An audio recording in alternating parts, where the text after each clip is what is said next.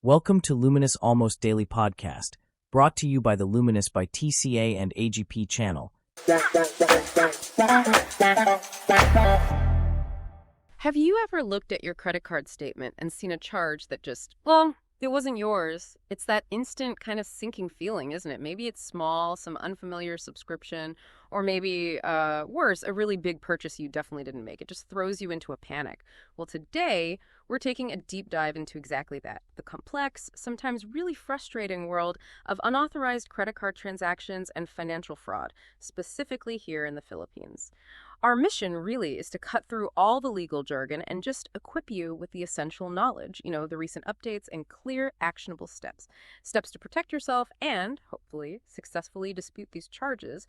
We're going to show you how the Philippine legal and regulatory landscape is actually increasingly empowering consumers just like you. Absolutely. And we've really pulled together quite a bit for this. We've compiled insights from a pretty comprehensive legal practice guide, official Bangko Sentral ng Pilipinas, the BSP FAQs.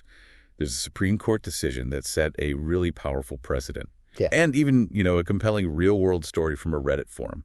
This is about giving you the full picture, the real deal. Okay, let's unpack this. Right. So to start, let's make sure we're all on the same page when we say unauthorized transaction. Here in the Philippines, your credit card isn't just plastic, right? Fair. Legally, it's considered an access device. That's under Republic Act number 8484. The Access Devices Regulation Act, or ADRA. Yeah. That law is sort of foundational for how these situations are handled. Exactly. And when we talk about these unauthorized transactions, we're typically looking at a few common types. First, there's card-present fraud. This is where the physical card is actually involved. Like losing it or theft. Or skimming, where they steal your card data at a terminal. Or even shimming, that's a bit more advanced. Intercepts the chip data. And counterfeit cards, of course. Mm-hmm. Then you have card-not-present fraud, CNP. Ah, yes, the online stuff. That's the big one now, isn't it? Online shopping, in-app payments, or maybe recurring billing that gets set up somehow without your consent. And it doesn't stop there. You've also got account takeover, ATO. That's where a fraudster gets total control of your linked online banking or mobile app. Scary stuff. And then sometimes it's just an honest mistake, right? An issuer or merchant error. Yeah, like a duplicate charge, wrong amount, or maybe a transaction slips through even after you cancel the card happens. And what's really interesting or maybe worrying is how the boom in e-commerce and contactless payments has just poured fuel on the fire. It's really escalated both how often this happens and how sophisticated the scams are getting. It's a constantly moving target. It really is, both for us as consumers and for the banks. It's not just, small-time stuff anymore. It feels highly organized. So given this tricky landscape, what are the actual legal shields protecting us here in the Philippines? Because the good news is our laws have actually stepped up quite a bit. Oh, absolutely they have. I mean, the core legal shield for you right now is Republic Act number 11665. That's the Financial Products and Services Consumer Protection Act, or FPSCPA, came into effect in 2022. FPSCPA. And it's a genuine game changer. Yeah. Basically, what it means for you is that banks and other BSP-supervised institutions, BSIs, that they now have to do two key things. First, they must set up clear, effective ways for you to complain, a proper redress mechanism. Okay. And second, and this is really crucial, they are obligated to reimburse you or give you provisional credit on your account when their investigation shows you weren't at fault. Wow. Okay. That shifts things. It fundamentally shifts a lot of the burden from you, the consumer, back onto the financial institution. And the Act also clearly lays out key consumer rights: fair treatment, transparency, protection against fraud, data privacy, and, importantly, timely handling of complaints. That's huge. And besides this newer FPSCPA, we still have those older foundational laws in place too, right? We do. You still have Republic Act 8484, the ADRA, from way back in '98, that criminalizes the fraud itself, but also assigns civil liability. And of course, protecting your data is key.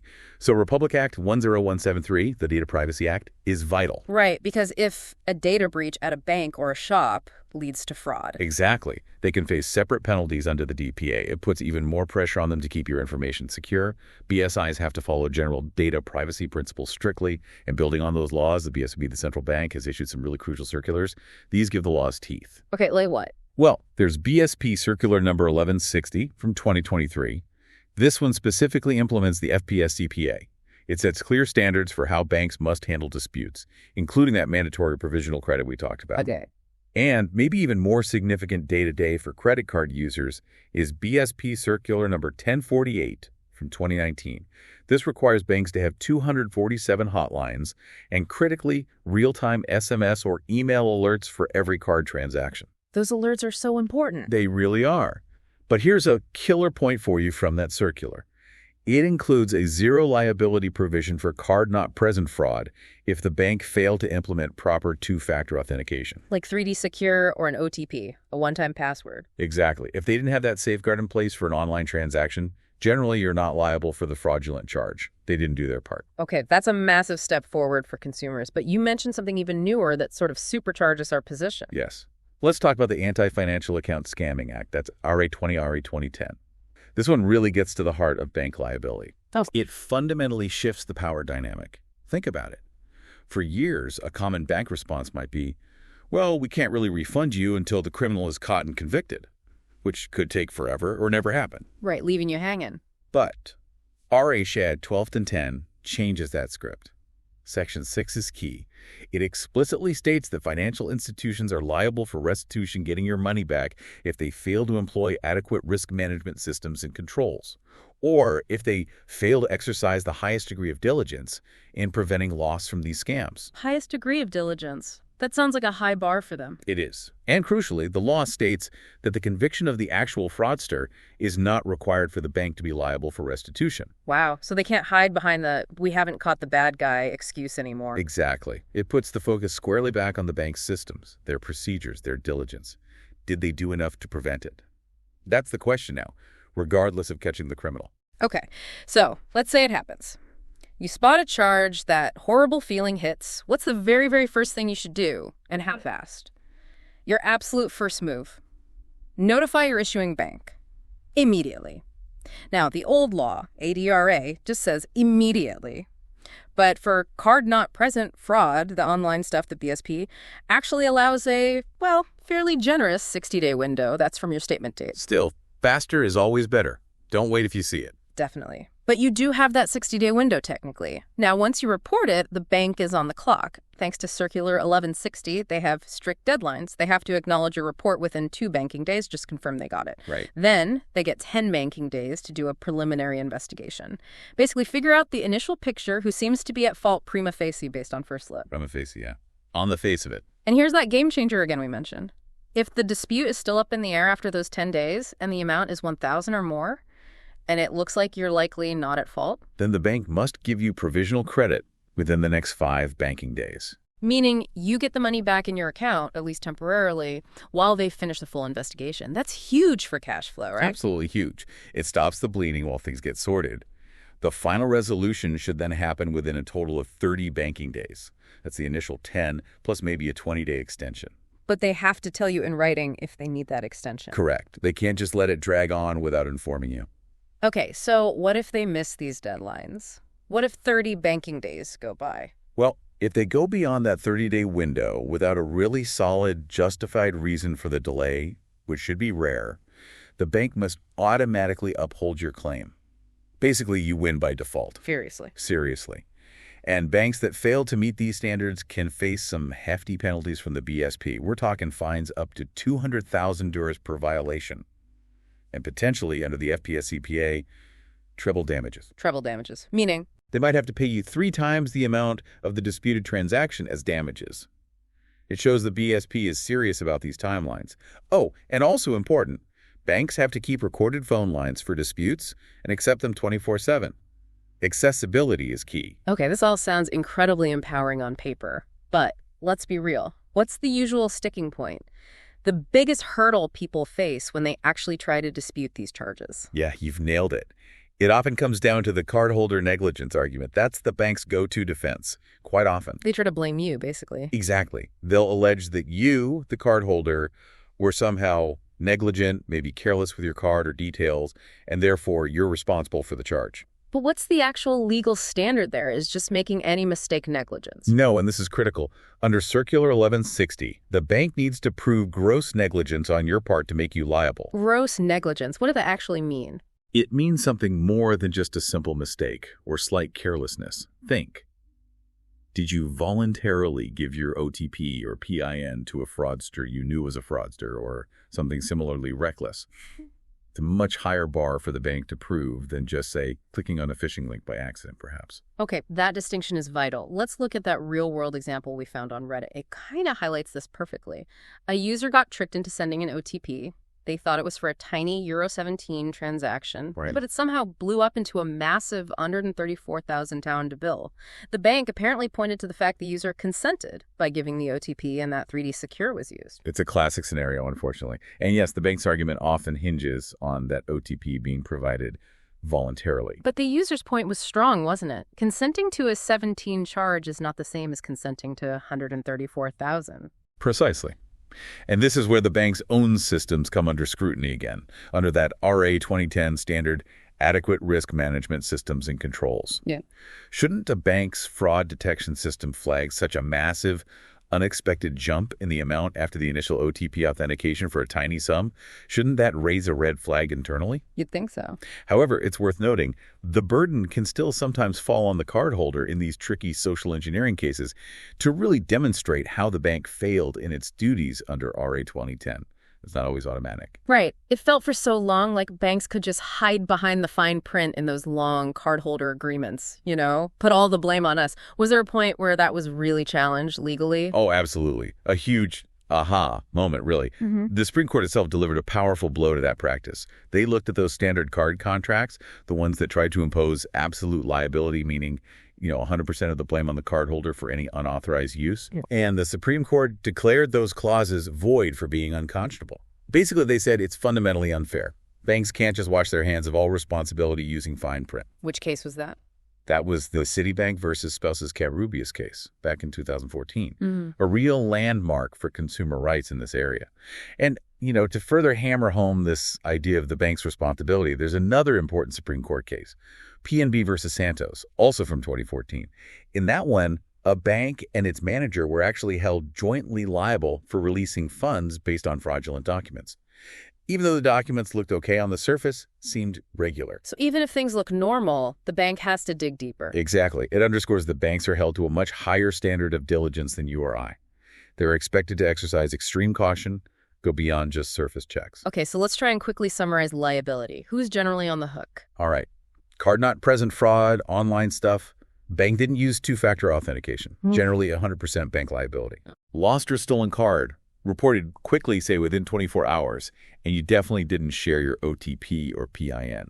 Again, typically 100% bank liability. Good. Now, if you delay reporting way beyond that 60-day window from your statement, or if you did voluntarily give out your OTP or PIN, well, you might be held liable. But remember, they still have to prove gross negligence. Exactly. It's not automatic liability for you even then. And if it's clearly just a mistake by the merchant or the bank's system, like a duplicate charge, that's also 100% bank liability. That's a really helpful breakdown. Okay, so let's say you've done everything right. You reported it. You went through the bank's internal process, but they still say no or you disagree with their decision. What's your next powerful move? Where do you go? Right. This is really important. You don't just have to accept the bank's final word if you feel it's wrong. The BSP steps in here in a big way. If the bank fails to sort it out within that 30 banking day time frame, or you just disagree with their resolution, your next major step is to escalate to the BSP Financial Consumer Protection Department, the FCPD. Okay, the FCPD at the BSP. How does that work? They have a structured process. It usually starts with their Consumer Assistance Mechanism, or BSPCM. It's an initial step, often online now, to try and mediate and settle things relatively quickly. If SAM doesn't resolve it, it can move to formal mediation. A neutral BSP mediator helps you and the bank try to reach an agreement.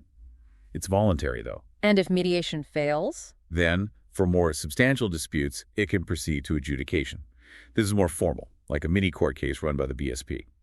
A BSP adjudicator hears both sides and makes a decision. Wow, the BSP can actually rule on it. Yes, for claims up to $10 million.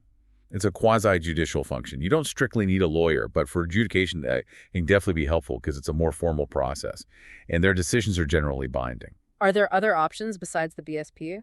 Yes. If your claim is over $10 million, or maybe you just prefer a different route, you can always file a civil action in the regular courts. And the good news there is the small claims limit was recently bumped up to $1 million. Oh, that makes court more accessible for bigger disputes then. Definitely. And don't forget, if you know who the fraudster is, or it seems like organized crime, you can file criminal complaints. Under ADRA or SAFA or cybercrime laws, penalties can be severe, up to 20 years in prison. And what about the data breach angle? If your data was leaked? Then you can also complain to the National Privacy Commission. They can investigate the breach, issue orders to the company, and even impose hefty fines up to 5% of their annual gross income. One quick thing, how long do you have to file these complaints? Is there a time limit? The statute of limitations. It varies depending on whether it's civil or criminal and the specific law. For fraud, it often starts from when you discover the crime, not when it happened. But the key takeaway is, act promptly. Don't sit on it. Absolutely. Okay, that's a comprehensive look at the rights and the different paths. Let's try and boil this down now. Practical, actionable steps for you, the listener, the cardholder. This isn't just theory, right? It's about giving you control. So here's what we think is your practical checklist for handling this. Number 1, activate real-time alerts for every single purchase. SMS, email, whatever your bank offers. Knowing instantly is your first line of defense. Crucial. 2, dispute any charge you don't recognize in writing within 30 days of getting your statement. Keep copies, screenshots, everything. Paper trail is key. Document everything. 3, if the bank's investigation goes past those 10 banking days and your case fits the criteria, insist on that provisional credit, politely but firmly. Remind them it's your right under BSP rules. Don't be shy about asking for it. 4, after 30 days, if it's still ongoing, request the chargeback documentation. See what evidence they actually have from the merchant. 5, if you're not happy with the bank's final answer, don't give up.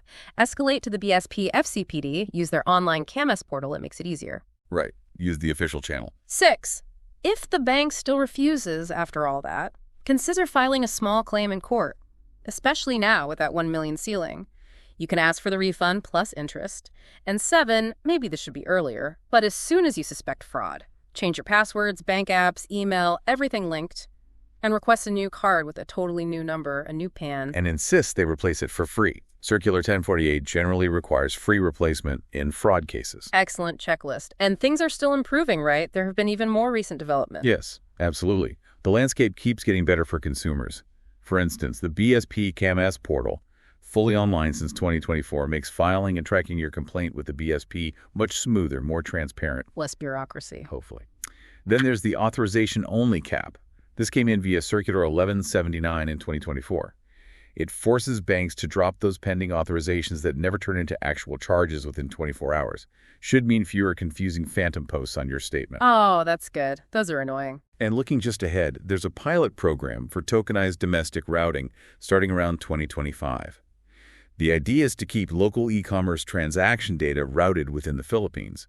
That should, in theory, speed up dispute resolution times for local online purchases significantly. Faster resolution. That's what everyone wants. Exactly. So if you kind of zoom out, connect this all together, the Philippine framework, honestly, now offers one of the stronger consumer protection setups for credit card fraud in the region. It's really built on those zero liability ideas, the quick provisional credits, and having multiple places to go for help. It feels like a significant shift. It really is. A shift in favor of the consumer. So, what does this all mean for you listening? Well, your success in fighting these charges still really hinges on acting fast prompt reporting, keeping good records, documentary diligence, and persistently following up vigilant follow-through with the bank and, if needed, the BSP.